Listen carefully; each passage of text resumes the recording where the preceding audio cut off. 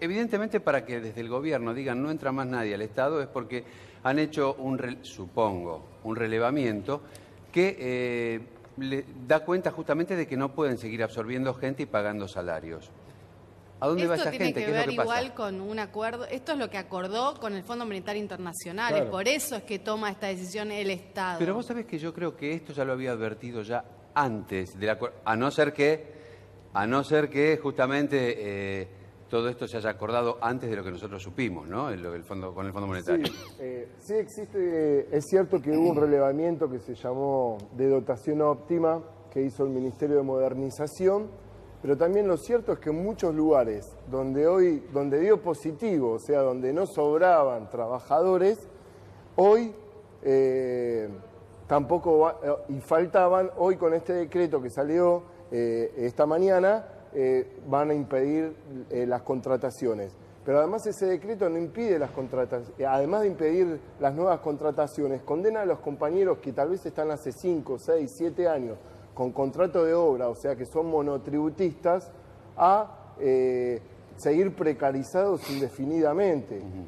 Por ejemplo, nosotros tenemos lo que llamamos artículo 9 o resolución 48, que sigue siendo un contrato anual, pero que establece los mismos derechos, digamos, en cuanto a aportes patronales, congelados desde que llegó este gobierno, congelado para los trabajadores, pero para los amigos del gobierno, los que trajeron, los asesores, etcétera, siguieron contratando con esa modalidad. ¿El monotributista es un trabajador precarizado? Y No. si no, ¿a qué te referías con la precarización? Sí, me refiero a eso, compañeros que no tienen obra social, compañeros que no tienen vacaciones, compañeros que no tienen aguinaldo y compañeros que Pero eso es una forma cada de fin de año... precarización Para laboral. nosotros sí. ¿El monotributo? El monotributo Para nosotros en el Estado... Es un registro, pero no hay mecanismo que te garantice que vos tenés actividad. O sea, Nosotros, exacto. Puedo ser monotributista, estar 6 meses sin Prestás trabajar un servicio. y para el gobierno... Sos un trabajador. Pero, a ver, Exactamente. lo que Es un quiero decir, registro tenemos atrás. compañeros bajo una relación de dependencia encubierta, compañeros que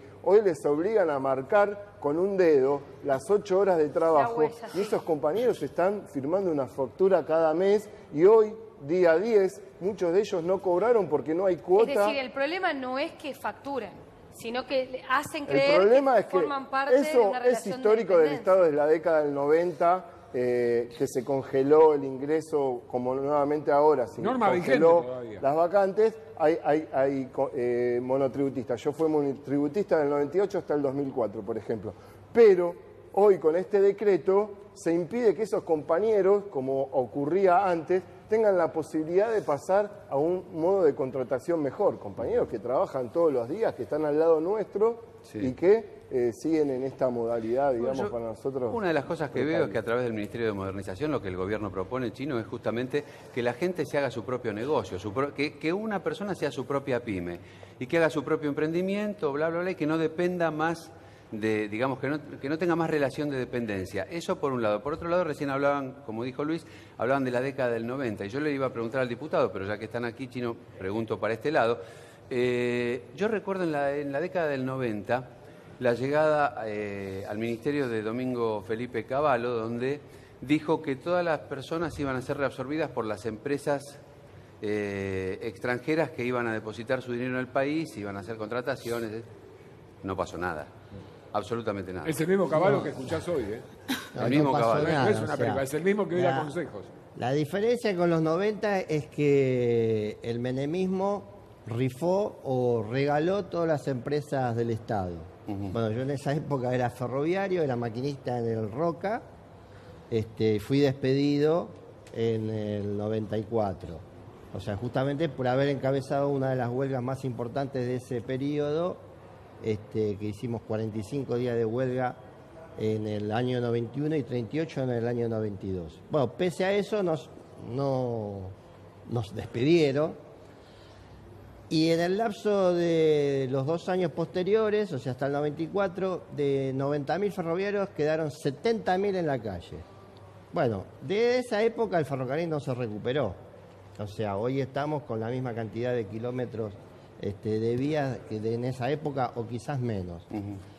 Entonces, lo que está ocurriendo en este momento, y me llama la atención lo tranquilo que está el diputado, que dice que lo que hay que hacer es producir trabajo genuino, inversiones, cuando en estos 2 años su gobierno ha hecho completamente lo contrario. La política económica que acaba de ratificar el gobierno, y hoy no sabemos bien si hay algún tipo de roce con el radicalismo o con la diputada Carrió, pero evidentemente lo que está en ciernes es la presión popular. Acabamos de ver las imágenes de la localidad de Moreno, donde ya los vecinos se han autoconvocado para frenar por mano propia los tarifazos. O sea, ¿qué quiere decir? Ir a la empresa y decirle no cortes más la luz porque no se puede vivir así. Y eso la semana pasada estuve acá y les dije que, bueno, esto iba a ir de mal en peor. Bueno, cada día que pasa, por más que ahora el dólar haya bajado algunos centavos, esto es algo pasajero. ¿Por qué? Porque hasta la próxima, como se dice, vencimiento de las LEVAC, vamos a estar un poco tranquilos. Pero el presidente dijo que hizo un diagnóstico que estábamos en la tormenta. Lo que pasa es que en la tormenta hay algunos que están bajo techo, en Puerto Madera, ¿no? O en un country, y no van a tener ningún problema con la tormenta. El problema es los ciudadanos a pie, los que hoy no tienen trabajo, como por ejemplo los 357 despedidos de la agencia Telam, que siguen reclamando su puesto de trabajo, los del INTI, los del Posada, lo de cantidad de reparticiones públicas, y no solamente eso, sino las cientos de fábricas que están cerrando. O sea, la tempestad o la tormenta agarra de distintas maneras a la población. Y evidentemente los que estamos dependiendo de un trabajo o que ya no tiene trabajo, estamos sufriendo mucho esas consecuencias. Y el problema está de que los políticos, en este caso los diputados de la UCR o del gobierno y de la oposición, miran para otro lado. Es como que acá está pasando, hay un problema, pero que bueno, hay que confiar, hay que esperar al 2019, hay que defender la gobernabilidad. Y para nosotros del Nuevo Más eso es completamente antidemocrático. Bien. Porque hace 2 años hubo una votación en la que de alguna manera el gobierno o el que era el candidato del gobierno actual hizo un montón de promesas. No cumplió ninguna, al contrario, hizo todo al revés. Entonces, ¿cómo vamos a esperar al 2019 que hoy está diciendo, bueno, vamos por el buen camino, sabemos para dónde ir, tenemos el rumbo certero? Nosotros creemos que con este rumbo el barco se hunde. Antes de llegar al 2019. Bien, llegó el secretario general de ATE, estamos hablando de Hugo Godoy, gracias por estar aquí, Godoy. Y la pregunta, para seguir precisamente con esta línea, es si el presidente Macri es un buen piloto de tormenta, por un lado, y por otro lado, ¿cómo coinciden todos? No llegamos al 2019, ¿cuál es el plan de lucha? Bueno, creo que es el que nos ha llevado a esta tormenta. Acá no hay una tormenta que nació producto de la naturaleza. El presidente Macri ha agudizado una situación económica y social gravísima, producto de alentar la especulación financiera, de endeudar al país de manera brutal y de recurrir solamente al crédito externo, y ahora con el acuerdo con el Fondo Monetario Internacional lo que ha abierto es la puerta del infierno social para millones de argentinos. ¿Y cuál era la otra propuesta, Hugo, para no llegar a pedirle plata al Fondo Monetario? ¿Cuál hubiese sido otra salida, por ejemplo? Creo, sin ninguna duda, en primer lugar, que al Fondo Monetario Internacional no se tendría que haber recurrido. Segundo, el gobierno tenía condiciones como para habilitar mecanismos internos que posibilitaran el crédito y la producción interna, por ejemplo, cosa que tampoco hizo. Algunos dicen que lo traicionaron, que el presidente tenía intenciones justamente de contar con algunos ingresos de algunos amigos del poder quizás, y sin embargo no pusieron la plata, y bueno, justamente eso es la falta de ingresos, la falta de inversión, etcétera, etcétera. Mira, la realidad es que lo primero que hizo el gobierno, entre otras cosas, fue devolverle las retenciones, el pago de impuestos a las retenciones a las exportadoras, Sí. Le devolvió el impuesto de las exportaciones a las mineras, o sea, que lo que hizo fue el recursos que tenía el Estado, se los devolvió aumentando de manera extraordinaria las hiperganancias de estas grandes empresas exportadoras. Por otro lado, alentó el crédito externo, pero solamente para la especulación, no hizo ningún tipo de inversión productiva. Entonces, desde ese punto de vista no era solamente a dónde recurre a buscar plata, sino qué uso le da a la plata. Y evidentemente lo que hizo el presidente Macri fue alentar la especulación financiera y traernos a este punto, que el mucho dinero, Argentina en muy poco tiempo se endeudó más que cualquier otro país en el mundo, y ese dinero, así como vino, así se evaporó, y eso es producto de la política económica del presidente Macri y de sus funcionarios. Esta tormenta que estamos atravesando la creó el presidente Macri. Alejandro, a propósito de lo que decía recién Godoy, ¿considera que estamos pagando deudas del pasado? Primero, principal, quiero plantearle al compañero que habló antes que no puede estar tranquilo nadie en este país. Así que yo no estoy tranquilo con la situación por la que estamos atravesando, porque obviamente esto es una situación que nos duele a todos. Y sí, hay una situación endémica de mucho tiempo. Hace poco en un debate en el ámbito del Congreso se decía, llevamos más de 40 años de cíclicamente déficits fiscales congénitos ya en nuestro país, y también de un déficit de balanza comercial que no nos permite tener, entre otras cosas,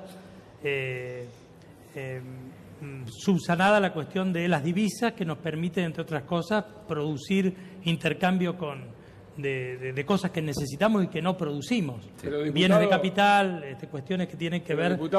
Estos son problemas que escapan a un gobierno, han atravesado a todos los gobiernos desde hace muchísimos años. Sí, pero hablando de todos los años, usted explicaba la pérdida de puestos de trabajo desde el último gobierno. Sin embargo, la Unión Industrial Argentina, no un periodista ni un partido de la oposición, dijo que desde que asumió Macri se perdieron 2.400 empleos por mes. Y un solo detalle, la política de apertura de importaciones no está comprobado que beneficia a ninguna nación que pretenda generar trabajo registrado. Usted lo sabe. No, por supuesto, pero ahí hay un tema concreto. Ahora, ¿qué van a decir producto de esta situación del valor del tipo de cambio respecto de un freno a las importaciones?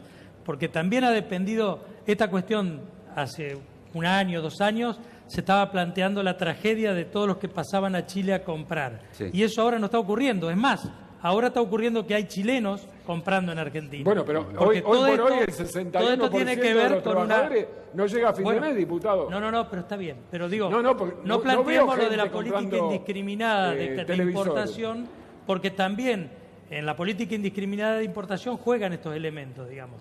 Esta situación que ha funcionado, ha operado en beneficio o en detrimento de la importación, ha tenido que ver con el tipo de cambio también.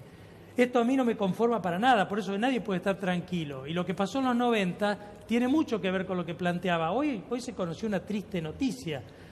Estamos en una situación de perder un juicio que tiene que ver con la privatización de YPF de los años 90. Sí. Y que tiene que ver con la muy mala estatización que se hizo en principio, o mejor dicho, del capitalismo de amigos, cuando se le diera a Eskenazi la YPF recuperada. ¿Usted piensa que hoy no hay capitalismo de amigos? Yo creo que el capitalismo de amigos que se favoreció en los años anteriores está generando, entre otras cosas, que hoy tengamos que poner probablemente $3.000 millones por un juicio perdido, por esa no mala estatización, por esa primera entrega al capitalismo de amigos de Eskenazi. Esta situación hay que reconocerlo también como parte de la realidad. ¿Usted me dice que hoy no hay capitalismo de amigos? No.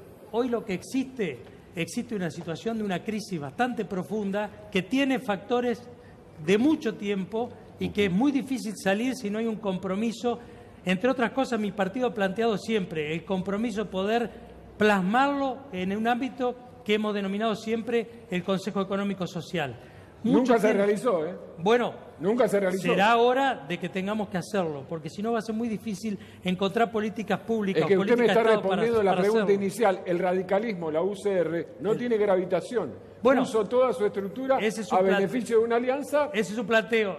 La estructura al servicio de una alianza tuvo que ver también con un fenómeno de época, con la posibilidad de que no se garantizaran cuestiones básicas de un sistema democrático, que es la transición del sistema democrático y garantizar los equilibrios de poder. Ustedes recuerden cómo había sido la última elección nacional en la Argentina. Cristina le había ganado por más de 40 puntos al segundo, que fue Wiener.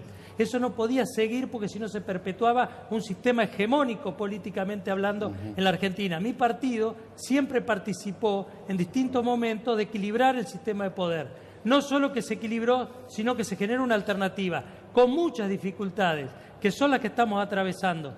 Pero también nos alejamos de situaciones de desviacionismo hegemónico y autoritario, en las cuales estábamos atravesando un populismo que cada vez se tornaba más autoritario y más corrupto. Diputado, lo interrumpo porque el chino hacía gestos de que no estaba de acuerdo con esta postura. No, el diputado miente o es hipócrita, o sea...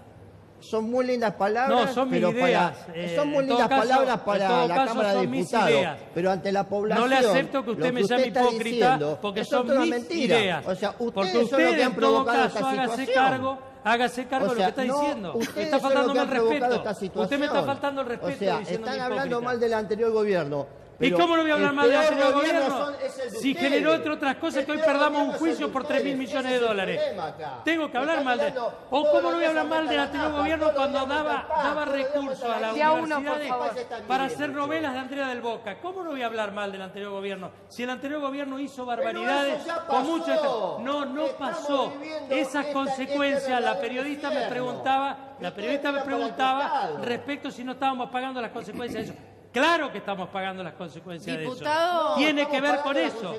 Y no quiere decir que no cometamos errores, cometemos errores. Hoy y estamos muchos. 100.000 millones de dólares más endeudados. Tenemos el dólar a 30 pesos. O sea, la nafta bajó. En el norte ya está a 45. Usted lo dijo. ¿En qué país está usted? Pero, no, el país no es fácil. Con la dieta que cobra. El país, pero Diputado, escúcheme. ¿cuál es el objetivo del gobierno? Porque ¿sabe cuál es la sensación en general? Que van para allá. Yo le digo, se lo digo, errores, por eso acabo de se lo decir, digo errores justamente hay por muchos. lo que están conversando. Van para un lugar y se siente como que se caen y chocan contra una pared. Van para otro lado, se siente como que hay una pared un poco más alta. Van para otro lado y cada vez que se chocan con la pared, es culpa del pasado. No, ya ahora no hay margen para decir que todo es culpa del pasado. Ya llevamos un montón de tiempo donde hay errores forzados y no forzados. No. Ahora, Todo no es culpa del pasado. Desde el radicalismo, ¿qué errores ven que cometió el gobierno? Porque el presidente dijo exactamente que habían cometido esos errores, pero que no hablan de cuáles son los errores que cometieron. Las pautas inflacionarias fijadas en el anterior marco, eran pautas imposibles. Desde nuestro punto de vista, había que decir... Pautas imposibles, lo dijeron a fin de año. Bueno, pero eran pautas imposibles, pero ya no quedaba margen. Pusieron paritarias a 15%. Esta situación, lo de la cuestión de las paritarias, pero estamos en una situación de negociación.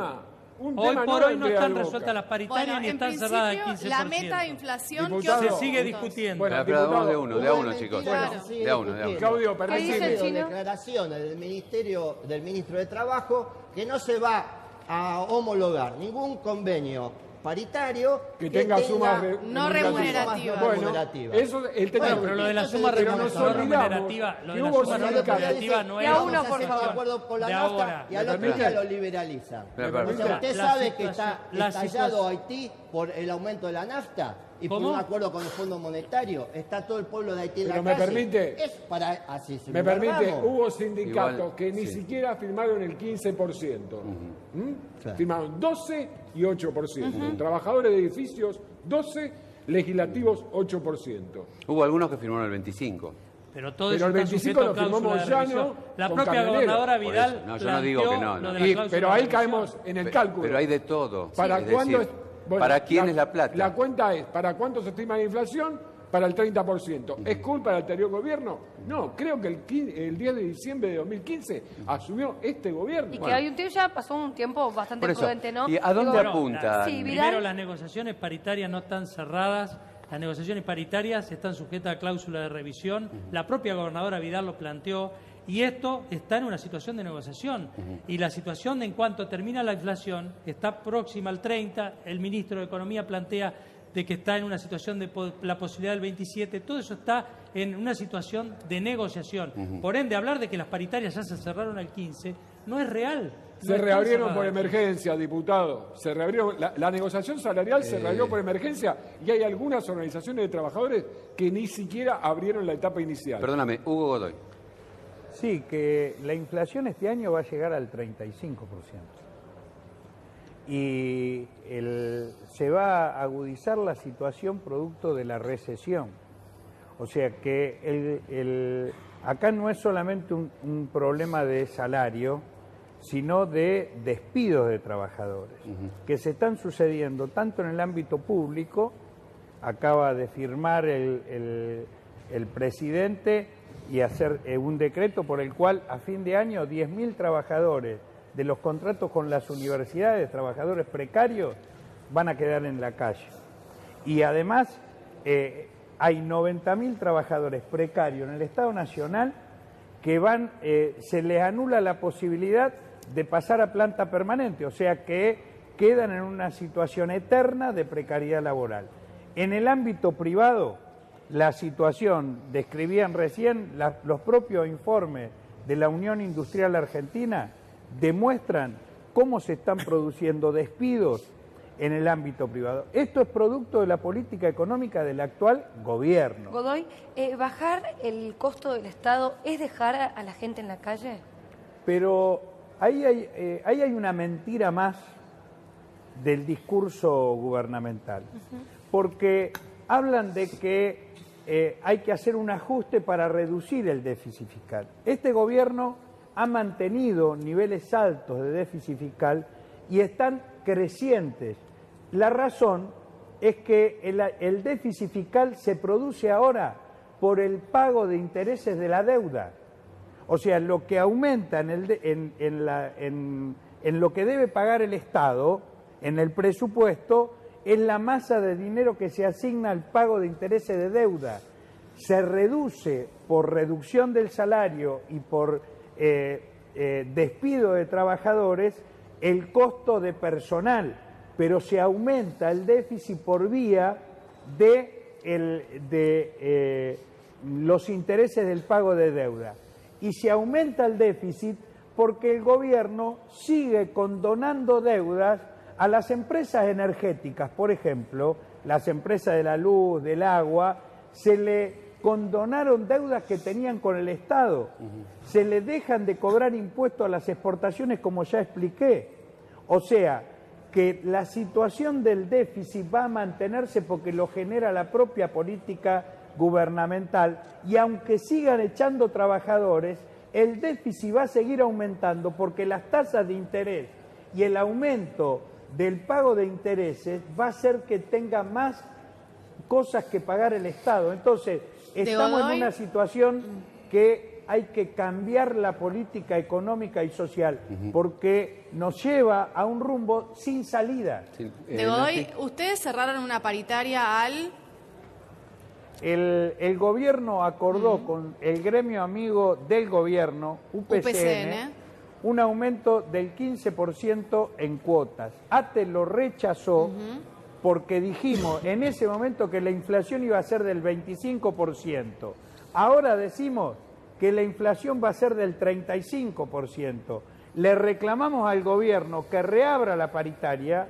Firmé una nota directamente dirigida al ministro Triaca y al ministro Ibarra para que reabra la paritaria, y no lo quieren hacer porque la política del gobierno es reducir el salario. ¿Qué pasó con el decreto que firmó el presidente Macri donde se ampliaba 5% más? Pero en el caso de ustedes, ¿los incluyeron? No, porque entiendo que no. Digo, ahora, ¿por qué sí los privados y en este caso el Estado queda ausente? Porque ahí el gobierno reconoce que hay una inflación mucho más alta del 15% pautada para este año, digo. O sea, no se abre la puerta para una discusión. ¿Ustedes no van a pedir esta revisión de este acuerdo paritario? Son las mismas razones, palabra más, palabra menos, de tu pregunta, la que le transmitimos al ministro Triaca y al ministro Ibarra para decirle que tiene que reabrir la paritaria, porque si no, además de reducirnos el salario, hay un acto discriminatorio sobre los trabajadores estatales. Todavía la firmé el lunes de la semana pasada, todavía no hemos tenido respuesta de parte del ministro. Una preguntita cortita, Godoy. En algún momento el gobierno planteó que gente que sobraba en algún sector del Estado iba a pasar a gente a donde hace falta gente. ¿Esto es una fábula, es un mito, nunca pasó? Mirá, primero que nunca pasó. Segundo, en el primer año de gobierno de Macri, en el año 2016, echaron 15.000 trabajadores en el Estado.